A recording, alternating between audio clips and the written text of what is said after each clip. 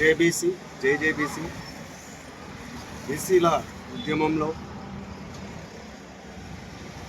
సాయి ఈశ్వరాచారి మన తీన్మార్ మల్లన్న ఆఫీస్ దగ్గరికి వెళ్ళడం జరిగింది. అక్కడ తీన్మార్ మల్లన్న అందుబాటులో లేకపోవడంతో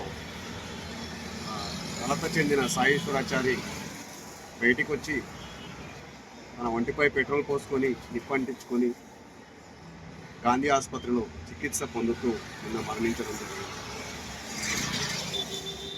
ఆ విషయం జరిగినప్పుడు కూడా ఏ ఒక్క టీవీ ఛానల్లో కూడా ఈ వార్త రాకపోవడం గమనార్హం. పనికి మాలిన వీడియోలన్నీ ఇది అని చెప్పి పెడుతుంటారు. కానీ మరి ఇంత దారుణమైన సంఘటన జరిగితే ఏ ఒక్క టీవీ ఛానల్ కూడా చూపించే ప్రయత్నం చేయలేదు. ఓన్లీ ప్రైవేట్గా యూట్యూబ్ ఛానల్ వాళ్ళు చూపించారు.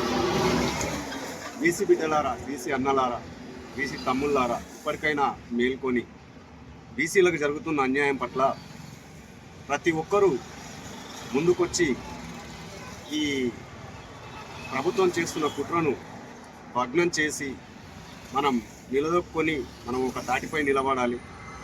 యుద్ధంలో మనం ఖచ్చితంగా అందరూ కలిసికట్టుగా ఉండి ముందుకొస్తే మనం విజయం సాధిస్తామని నేను అనుకుంటున్నా. ఏది ఏమైనా సాయి ఈశ్వరాచారి మృతి చాలా బాధాకరం,